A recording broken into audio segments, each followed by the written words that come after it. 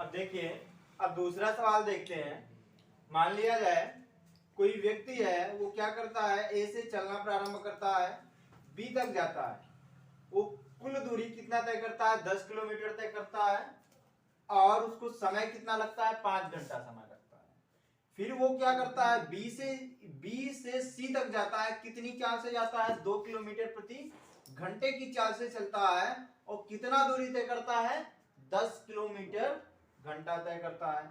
फिर उसके बाद देखो, सी से मतलब बी से सी तक गया, फिर सी से मान लिया जाए वो डी तक गया, कितनी चाल से गया, 2 किलोमीटर प्रति घंटे की चाल से गया, और उसको समय कितना लगा, सी से डी तक पहुंचने में कितना लगता है, 5 घंटे लगता है।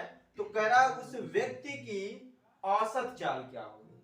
हमें क्या निकालना है, उस व्यक्ति की औसत चाल निकालना है। तो कैसे निकालेंगे, हमको पता है कि औसत चाल बराबर क्या होता है, औसत चाल बराबर कुल दूरी बटे कुल समय।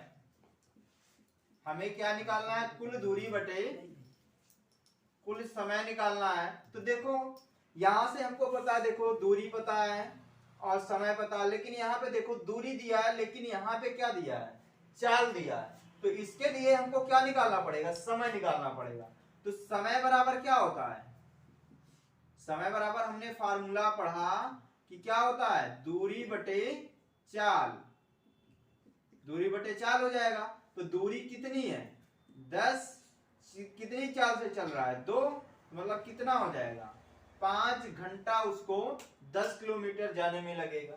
फिर उसके बाद देखो, हमें यहाँ पे देखो समय पता है लेकिन दूरी नहीं पता, इसकी चाल पता है। तो हमको क्या निकालना पड़ेगा, इसके लिए दूरी निकालना पड़ेगा। तो दूरी बराबर क्या होता है, समय गुणे चाल। क्या होता है, दूरी बराबर समय गुणे चाल।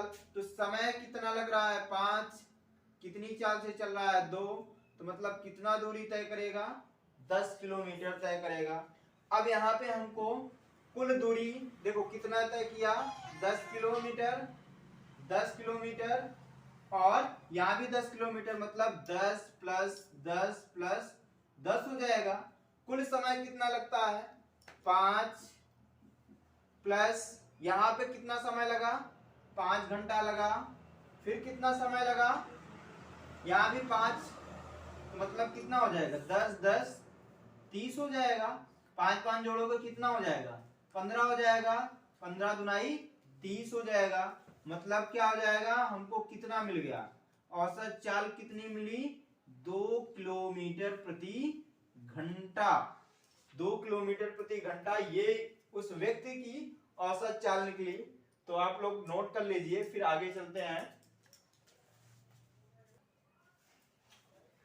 तो अब पढ़ते हैं, हम चाल के बारे में पढ़ लिया, अब पढ़ेंगे वेग, वेलोसिटी।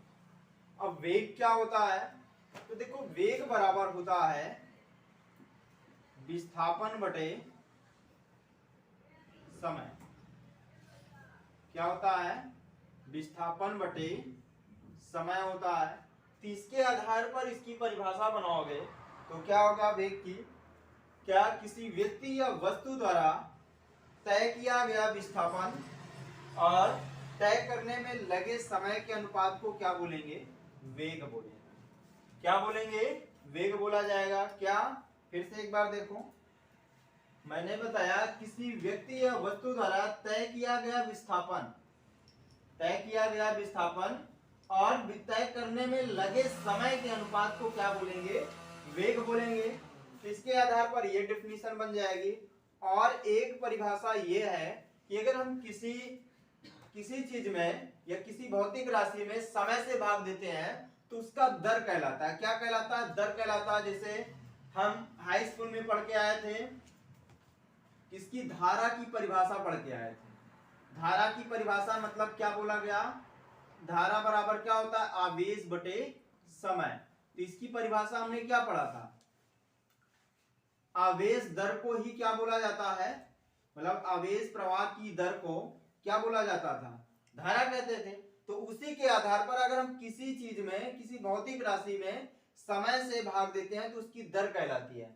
तो इसकी आधार पर इसकी परिभाषा क्या बन जाएगी, विस्थापन के समय दर को क्या बोला जाएगा, वेग कहेंगे। क्या बोलेंगे, विस्थापन के समय दर को क्या बोला जाएगा, वेग कहेंगे। अब मान लिया जाए, यदि हम मान ले कि समय जो है वो कितना है, 1 सेकेंड है। अब समय को हमने 1 सेकेंड मान लिया तो वेग क्या हो जाएगा, विस्थापन के बराबर हो जाएगा। यानी क्या इसकी डेफिनेशन बन गई, एकांक समय में किसी व्यक्ति या वस्तु द्वारा तय किया गया विस्थापन उसका क्या कहलाएगा, वेग कहलाएगा। बात समझे ना, मतलब एकांक समय में किसी व्यक्ति या वस्तु द्वारा तय किया गया विस्थापन उसका क्या कहलाएगा, वेग कहलाएगा। अब देखो अगला पॉइंट देखते हैं। अगला पॉइंट, जैसे अगर हम मात्रक की बात करते हैं तो मात्रक क्या होगा। तो पहला पॉइंट, जैसे विस्थापन है, विस्थापन एक प्रकार की क्या होती है, दूरी का मात्रक क्या होता है, मीटर। अब यहाँ पे समय है तो समय का मात्रक क्या होता है, सेकेंड। तो इसका मात्रक क्या बन जाएगा, मीटर प्रति सेकेंड। और ये किस पद्धति में है, ये एमकेएस पद्धति में है। फिर उसके बाद जैसे हम सीजीएस पद्धति में इसके मात्रक की बात करते हैं तो देखो मीटर का जो सीजीएस पद्धति है वो सेंटीमीटर होता है और समय का सेकंड ही होता है। तो इसका मात्रक क्या हो जाएगा, सेंटीमीटर प्रति सेकंड। और ये किस पद्धति में होगा, तो ये होगा सीजीएस पद्धति में। ये मात्रक हो गया। अगला नंबर, जैसे हम इसके बीमा की बात करते हैं तो बीमा क्या होगी, तो बीमा अगर बनाएंगे, देखो यहाँ पे क्या है, विस्थापन एक प्रकार की दूरी है, दूरी की जो बीमा होती है कैपिटल एल होती है। समय है, समय की जो बीमा होती है कैपिटल टी होती है। अगर इसी को सॉल्व करेंगे तो हमको मिलेगा एल टी के पावर -1, मतलब इसकी बीमा हो जाएगी एल टी के पावर -1। फिर उसके बाद अगले पॉइंट में देखो, जैसे हम इसकी राशि की बात करते हैं, ये कौन सी राशि है, तो जो वेग होता है ये एक प्रकार की सदिश राशि होती है। कैसा होता है, सदिश राशि होता है। फिर और जैसे इसके और बारे में बात करते हैं तो विस्थापन, देखो विस्थापन को हमने पढ़ा है, विस्थापन जो होता है ये पॉजिटिव भी होता है, निगेटिव भी होता है और क्या होता है, शून्य भी होता है। मतलब पॉजिटिव, निगेटिव, शून्य, और ये तो हमेशा धनात्मक होता है। तो इसी प्रकार जो वेग होगा वो क्या होगा, पॉजिटिव मतलब धनात्मक, ऋणात्मक तथा क्या हो सकता है, शून्य भी हो सकता है। क्या हो जाएगा, शून्य भी हो सकता है। तो ये वेग हो गया। अब हम वेग के प्रकार की बात करते हैं। तो वेग के प्रकार की बात करेंगे, वेग के प्रकार। तो जो वेग होता है ये 4 प्रकार का होता है। फर्स्ट नंबर, एक समान वेग। दूसरा नंबर, असमान वेग। तीसरा नंबर, औसत वेग। चौथा नंबर,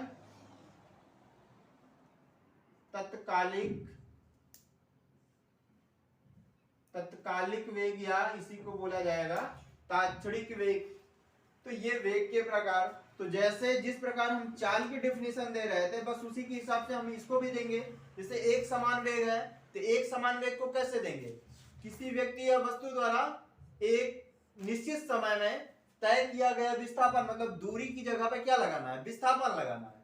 तो वही क्या बन जाएगा, एक समान वेग। क्या, एक निश्चित समय में किसी व्यक्ति या वस्तु द्वारा तय किया गया विस्थापन उसका क्या कहलाएगा, एक समान वेग कहलाएगा। असमान वेग, किसी व्यक्ति या वस्तु द्वारा एक निश्चित समय में असमान विस्थापन तय करता है, मतलब एक निश्चित समय में किसी व्यक्ति या वस्तु द्वारा तय किए गए असमान विस्थापन को क्या बोलेंगे, असमान वेग बोलेंगे। औसत वेग, तो औसत वेग हमने पढ़ा, जैसे औसत चाल बराबर क्या होता है, कुल दूरी बटे कुल समय। उसी प्रकार औसत वेग बराबर जो होगा वो क्या हो जाएगा, कुल विस्थापन बटे कुल समय हो जाएगा। क्या हो जाएगा, कुल समय हो जाएगा। तो ये औसत वेग, तो औसत वेग की डिफिनेशन दे लेना। कैसे दोगे, किसी व्यक्ति या वस्तु द्वारा तय किया गया कुल विस्थापन और तय करने में लगे समय के अनुपात को क्या बोलेंगे, औसत वेग बोलेंगे। फिर से एक बार देखो, किसी व्यक्ति या वस्तु द्वारा तय किया गया कुल विस्थापन और तय करने में लगे कुल समय के अनुपात को क्या बोला जाएगा, औसत वेग बोलेंगे। अब तत्कालिक वेग, मैंने बताया जो तत्कालिक वेग है, तत्कालिक का मतलब होता है कोई विशेष समय के लिए, मतलब कोई विशेष समय में किसी व्यक्ति या वस्तु द्वारा तय किया गया विस्थापन, उसका क्या कहलाएगा, वेग कहलाएगा। क्या, किसी विशेष समय में किसी व्यक्ति या वस्तु द्वारा तय किया गया विस्थापन, उसका क्या कहलाएगा, वेग कहलाएगा। और इसे v से भी डिनोट करते हैं, और इसका जो फार्मूला होता है वो ds अपान dt होता है। क्या होता है, ds अपान dt होता है।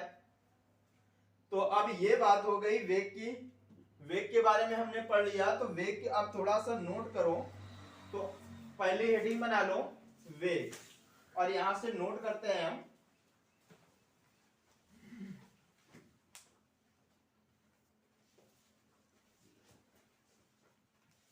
तो बोले लिखो,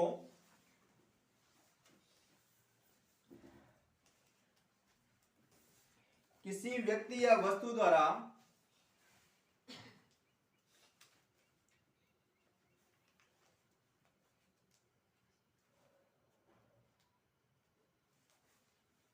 किसी व्यक्ति या वस्तु द्वारा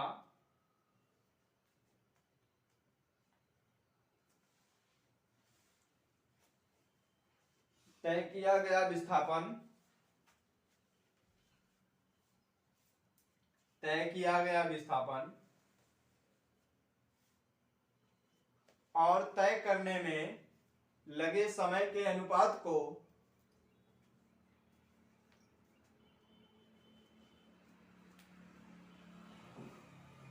तय करने में लगे समय के अनुपात को वेग कहते हैं, वेग कहते हैं।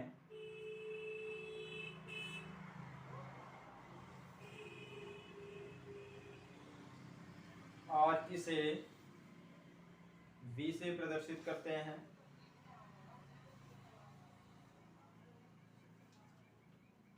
और इसे v से प्रदर्शित करते हैं।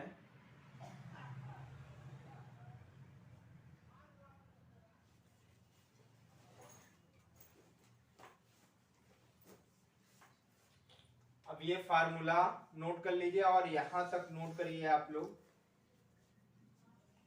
वेग बराबर विस्थापन तक। फिर उसके बाद अतः के नीचे इसके आधार पर हम इसकी डिफिनेशन देते हैं।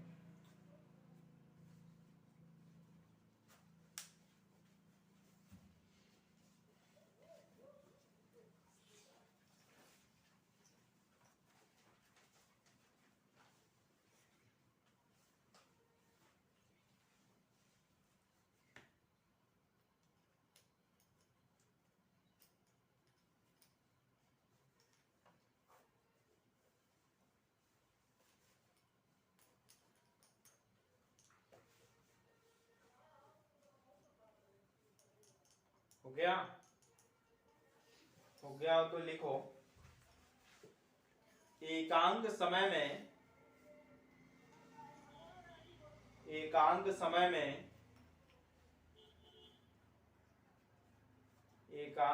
में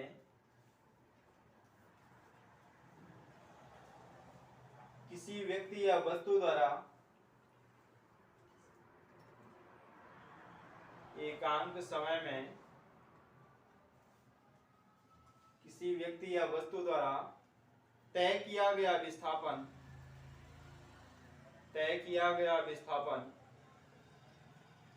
तय किया गया विस्थापन वेग कहलाता है। वेग कहलाता है।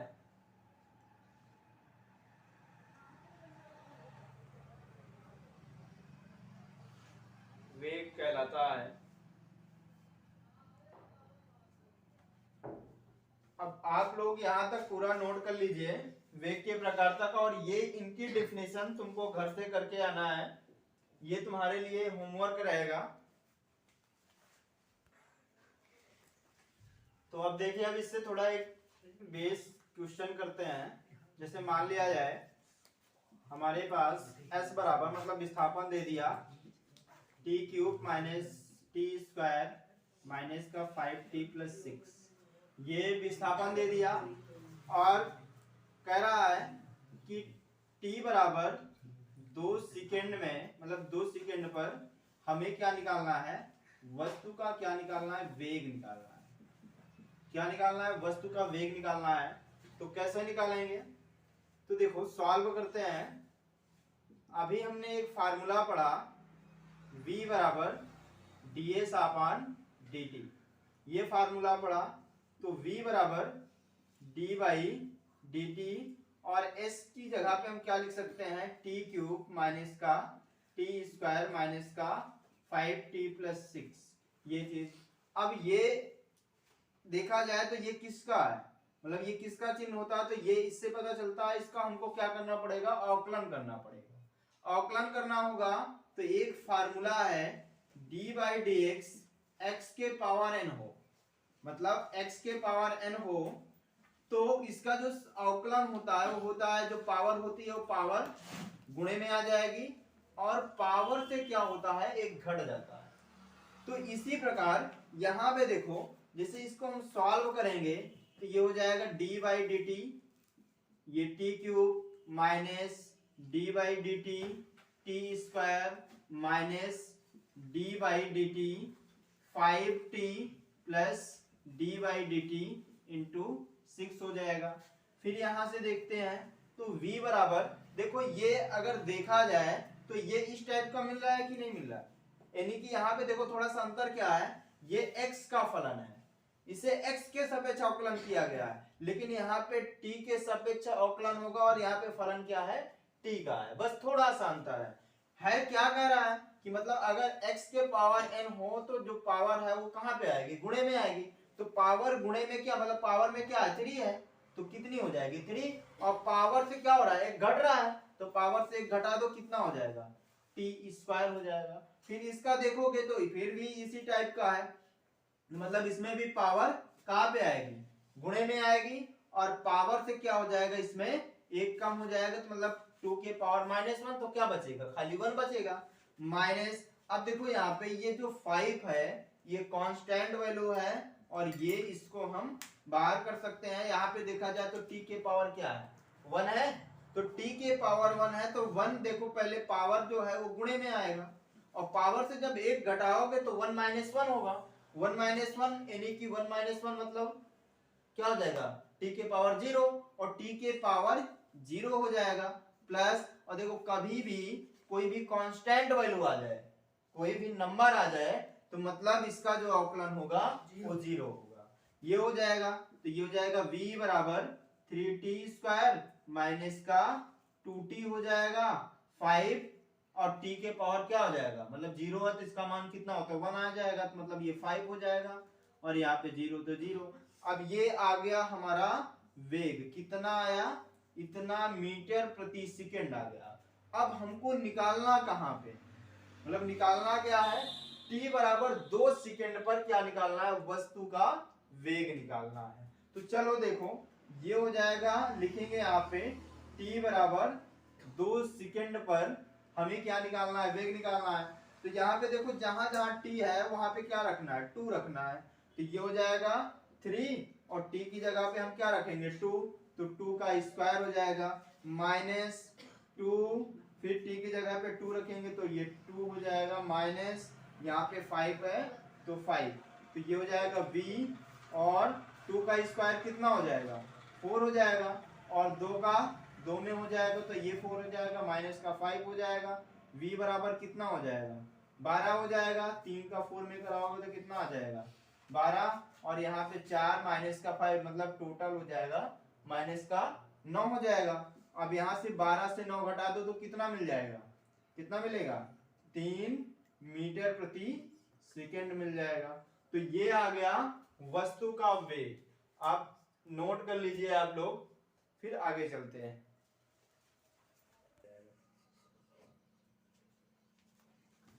तो अब पढ़ते हैं। हमने वेग के बारे में पढ़ लिया और विस्थापन, समय, दूरी, ये सब सारी चीजें पढ़ चुके हैं।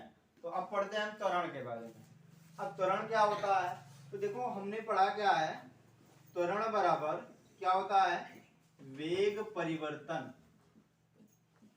वेग परिवर्तन बटे समय, ये होता है त्वरण का फार्मूला। तो इसी के आधार पर अगर इसकी परिभाषा बनाई जाए तो इसकी परिभाषा क्या बन जाएगी? अगर हम इसके फर्स्ट नंबर पे इसके आधार परिभाषा बनाएंगे तो क्या बनेगी? किसी व्यक्ति या वस्तु द्वारा वेग परिवर्तन और वेग परिवर्तन में जो लगा समय है उसके अनुपात को क्या बोलेंगे? त्वरण बोलेंगे। क्या बोला जाएगा? त्वरण।